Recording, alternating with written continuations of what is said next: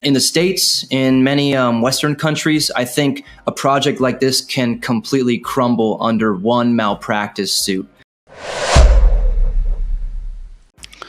Hello, everybody. This is Carmelo and my good friend and co-founder, Sasha. We're here from Arcanum Ventures, back with another Wednesday 10-minute investor eye test. If you aren't aware of the concept, we try to look at new upcoming launches for tokens in the crypto space and see if they are viable investments based off of 10 minutes only of research. And without further ado, let's hop on over to CryptoRank and I'll let Sasha show his screen. Boom. Okay. Well, hello, everyone. So here's an interesting one we saw when trying to decide a project to dive into. It's called Unis or Unice. I'll tell you why it's interesting, because there's over a $7 million initial market cap, but it seems like they're only raising $50,000 on a public launch on Communitas Launchpad today. So I don't really know anything about this, but I like these numbers. Carmelo, you ready to dive in? We might as well just start the 10 minutes then. Yeah, I don't know if I like those numbers, but I'm ready to dive in. I think hopefully we find some crazy stuff. And here we go. Bam, 10 minutes. All right, so we've got Unice. Again, $50,000 public raise. Token, healthcare, Communitas, artificial intelligence, AI health expert. Okay, that sounds cool. AI.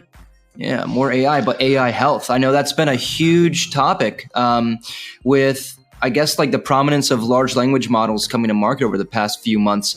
In fact, I know I've read a couple articles saying that LLMs have I think they've hit 90+% accuracy on diagnoses within healthcare industry based on information you feed it. So that's pretty cool. Yeah, definitely a good use case for AI. I'm just waiting for AI to not be just LLMs, the next iteration of this technology and what it's going to look like. But for now, it's good enough. Look at this. We've got an $80 million fully diluted market cap. I don't know if that's valid. If this is a really serious company focused on delivering a very high quality, consistent, reliable, and accurate product when it comes to AI health diagnoses, that might be a pretty sensible market cap. But I guess we'll see. Yeah, it's a bit like what we saw with Islamic coin. It could be wildly inaccurate on both ends of the spectrum. If they hit their vision, then it could be justified to have a really high number at launch, but this could be a great project. But, as always, we got to look at the token and see if there's any transferable value to the token, because we're looking at the investment opportunity here for the token specifically. And with that being said, it's time for the website. Here we go. Boom. AI emotional therapist. Wow. I don't know what to think about this. Carmelo, you want to take a stab at it? Well, they have 3 papers. I mean, I like that the hero text is pretty clear. You know what you're getting right away. It's an innovative project that utilizes artificial intelligence, emotional analysis, blockchain, and NFT to offer personalized emotion management. I like that they ensure user data ownership rights and achieve transparent profit distribution. So those are obviously natural use cases for decentralized applications. So that makes sense to me. I don't know the difference between these 3 papers, but I like that they have options, because not everybody's willing to read the full white paper, and having a light paper as the one that stands out, I guess they're trying to funnel attention to the light paper. And if you notice up top, they got their social links, and they actually have their first most prominent page is tokenomics and business. So I guess that's how the token incorporates into the product, and then the business model, which obviously as investors, those are 2 of the most interesting things we could possibly look at. I like this, right? Because it's kind of multifaceted. They're catering towards investors, they're catering towards users, or maybe even B2B partners of the product. It looks like they might be focused in Southeast Asia. That's Thai, that's Vietnamese. Is that Japanese Chinese. Or is that Mandarin? Okay, interesting. They've got a wallet, an IEO, staking, swap. not a fan of that, but I do like the fact that you can go directly to tokenomics, business, or technology. And there's nothing here about like buy the tokens, so it doesn't give me degen vibes. So I think they have it up at now, the top, the communitas at the top, like alluding to their IDO, but I'm not sure how many rounds they have. Also, I think let's take a look at that tokenomics page first, because we want to know as much about this token utility, if there is any, and what that pie chart, that famous pie chart looks like, that thing that everybody thinks is tokenomics. Everyone thinks tokenomics is a pie chart. Get a grip, guys. Okay, so fostering a symbiotic economy among users, businesses, and medical experts. Additionally, token holders can influence the project's direction through voting. I don't know how much voting power I'd want to give to like an emotionally unstable demographic of users, but I like that they're not using like a Google Sheets cutout. A massive chunk of user rewards, medical rewards. So it looks like they've got reward mechanisms for people that use the platform and potentially B2B partners. I'm not a fan of staking. It seems like kind of like a mismatch utility here. They might be prioritizing TVL. I hope they do have some like actual fiat or hard currency revenue generation. Interesting. 10-year distribution plan. This I like. So they're on. I haven't seen this from any other projects, and they look committed to sustainability. Like, just it's refreshing to hear companies that even talk about it externally. Like, yeah, we're going to be around for a decade. Because do you ever get that vibe from a lot of these projects that they don't even believe they're going to be around for more than 2 or 3 years? I get that vibe all the time. Yeah, like no one even talks about 2 or 3 years from now. They always say like, crypto moves at light speed. And like 1 month in crypto is like 1 year. If you start a business and you're not thinking 2+ years ahead, I don't know if you're going to make it. Probably not going to make it. I mean, most crypto founders are like, 10 years from now, I'll be on my 5th business. It's very true. Okay, so it looks like the Eunice, I'm not sure how they pronounce that. Eunice token serves as the most vital value transfer tool within the platform, establishing an economic ecosystem based on mutual benefits among diverse participants. It's nice okay. Start. Yeah, right. Through platform service utilization, emotional data provision, and community participation, users can acquire tokens and leverage them for various service advantages. It sounds like maybe the token is part of a payment barrier or access model for the platform. Not the best user case. I'm assuming since they have staking and they say leverage for various service advantages, maybe you would stake the token for discount model on the actual product or service, like the AI emotional therapist. It looks like it might be used in a B2B service provisioning side for purchasing user data, selling user data on, let's say, the medical industry or psychiatry industry. That is a big breach of regulations in many countries. I don't know what they're planning around that. It is a little bit concerning. But if maybe they're operating solely in Southeast Asia and, there are rules and regulations that allow the selling of user data, that might work. I'm not really sure. Yeah, I wonder if it's just aggregated, like totally anonymous, but then this is launching on BSC. So, it would make sense if it was like ZK, where you have, more security and privacy, but I don't know how they're going to maintain that privacy. I personally wouldn't want anybody selling my, psychological profile to another company. And that makes me not want to trust it. I would rather go to a therapist that has like confidentiality clause. I mean, this gives us a little bit of reassurance. Like they've got some very notable partners here in the medical industry: Bangkok Hospital, Mount Elizabeth, LG. Huh. Can we talk for a second how 7-Eleven pretty much runs Southeast Asia? If anyone's ever been to Thailand, you understand that 7-Eleven is like this mafia that runs the whole country. It's ridiculous. They're partnered with everybody. But these are some very notable partners. That's fantastic. Maybe if you want to head over to business, see some of the business model aspect of it, because I think we got at least partial understanding of the token. I mean, it leaves a little bit to be desired, to be honest, but we could talk about that later. This is true. And so they talk about blockchain for sustainable growth. Not really sure what they're doing with blockchain here. They have a data sales model. And I believe, like I said, they're using the Unice token for data sales. Also, keep in mind that they do have an NFT, and I'm still unsure how that incorporates into the platform, along with the fungible token. So how those play off each other, that wasn't really answered in the token economy. No, it wasn't. And we might have to dive into the light paper. If I had to guess, maybe each user might register with an NFT that serves as like a certificate of authentication, a non-identifying identifier, and potentially monetizing their own data and being rewarded in the Unice token. I mean, that's like, that's where my mind goes to first glance. Should we check out the light paper?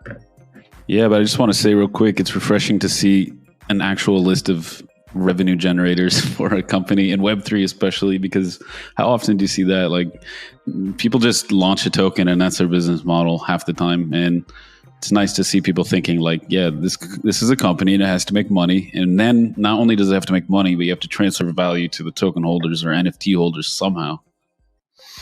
Absolutely. And I like that. It's not a perfect model. Oh, that was a quick 10. That was a quick 10, but it was a fun 10. Yeah, and I think we learned a good amount. We were a little bit quicker than usual. And I got to say that the light paper looks fantastic. So kudos to the graphic design / marketing team at Unice. Still don't know how to pronounce that. Yeah, I think we can dive into our verdicts. We have enough information, but before we do that, I would like to remind everybody, if you're enjoying this content, please give a like, even a subscribe if you feel like it. Leave us your comments because we love reading and responding to your comments. And Sasha, I'll let you take it away. What do you think? You liking what you see so far? It's interesting on like a number of different fronts. Like from the product side, I think it makes sense to bring AI into the medical industry. There's a lot of risk in this industry. There's a lot of malpractice. There are a lot of problems to solve. When it comes to bringing AI into psychiatry, I never thought of that. It seems more risky. Like people are messy.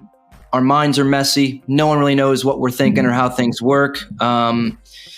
Maybe they could solve some problems. Anyways, I'm interested in seeing how it unfolds. When it comes to Unice as an investment opportunity, I think it seems like they've got a target market. It's very much focused towards Southeast Asia. There might be a strategy behind that. The partners look good. The tokenomics is more well-rounded than what we've seen for other projects and startups at this phase. Yeah. 2 thumbs up. I'm totally interested in learning more about Unice. I like this. Looks good. Yeah, I tend to agree. I mean, like I said in the tokenomics page, despite me hating the word tokenomics and hating the fact that most people think it's just a pie chart, I think they put a lot of thought into that. And I love the talk of 10 years, like a decade out with the graph and the commitment to locking up tokens and ensuring that they're valuable for the long haul. Like I really appreciate that. But going back to the privacy issues, and I mean, I'll preface it by saying that, yeah, I would want to look more into this because it's definitely interesting. And we live in Southeast Asia, so it's definitely interesting to see that because we like emerging tech and startups in Southeast Asia. But I am worried about the privacy aspect of it. I am worried about the AI aspect of it because I didn't feel like they did a good enough job explaining AI's role in this. I think chatbots have been around for a long time. I know there's medical apps like this that use like AI, but you're not really sure. It's not like an LLM. It's just a chatbot, and chatbots have been around for ages. So I'm not sure how much more advanced it is than what we currently have. Like when you go to a e-commerce store and then you have a pop-up and it asks you questions and it responds. And this isn't AI, but it's good enough to be AI for most people. So I'm curious to see what role AI actually plays in this. I'm curious to see beyond governance and maybe staking what the token utility actually is. We didn't take a look at team, but we can obviously spend some time on the team, a lot of time, because that's a lot of due diligence is team related. But yeah, I think it's definitely interesting enough. I'm still unsure of those metrics and those launch numbers, the market cap and everything, but definitely warrants consideration and more research for sure. Yeah, and just like one last point, I really like this. I think it's interesting enough to dive into. I think we're both in agreement there. But we are both unfamiliar with regulations and legislation around medical malpractice here in Southeast Asia, and in the States, in many Western countries. I think a project like this can completely crumble under one malpractice suit. So there are risks there, obviously.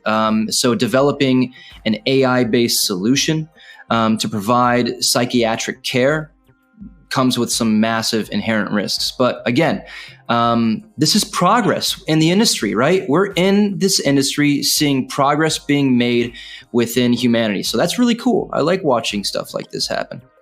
Anyways, I'm not sure. I think they've been very careful to toe the line and not promise like AI psychiatric support. They used clear language to protect themselves, I think. Your AI emotional support companion, stuff like that, So I think they are minding that, and they've chosen their target countries for a reason because they are confident. Like I know a lot of people that do business in Southeast Asia. I think they are very careful because they know that, the changing of one administration in any of these countries can mean, a huge hit to their revenue. So I don't think they played with this lightly. I think they really considered all these options, and I don't think it's meant to replace like a psychiatrist or a psychologist. It's maybe to provide support for people that can't necessarily afford that, because it is costly, and a lot of people, their insurance plans, if they even have insurance, don't cover that. So maybe it's something to normalize mental health awareness, to normalize getting your feelings out there, even if it's journaling. Basically, it's a form of journaling, and you're talking to yourself in a way. But I think they're careful not to say psychologist or psychiatric help. But you're right. We don't know enough. So as investors, we always have to do our job, and we have to learn and become at least a little bit of an expert in the areas we want to learn about, because, you and I, we invest in so many different niches that we couldn't possibly be experts in all of them. But we do have to learn enough to be confident in our investment, in our diligence. So it's definitely an important lesson. I'm glad you mentioned that. Yeah, all very valid points. I love this discussion. But I think you're absolutely right. I'm pretty sure we're going to dive in deeper on this one. Yeah, and have our research team create some research reports for this one. I think that's it. I think we're unanimously in support of looking deeper into this one, and best of luck to the Unice team in their launch. I'm not sure when it's going to happen.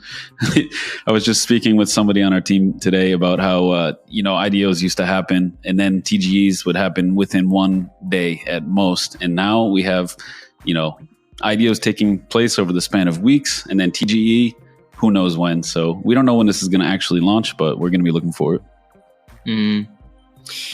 Yeah, definitely gonna stick around, watch how that unfolds, see what the team does. Hopefully they take a more professional token launch strategy than some of the stuff that we've seen lately. But kudos to you guys. Good luck. Yeah. And with that being said, that's 10 minutes in the books on Unice. Thanks again all for watching. If you like this content, make sure you slap that like button. If you want to keep in touch and also, see any upcoming content, make sure you subscribe. Reach out if you guys have any interesting ideas for projects you'd like us to dive into, because we're always listening to our community. We care about what y'all think. Again, thank you, and take care, y'all.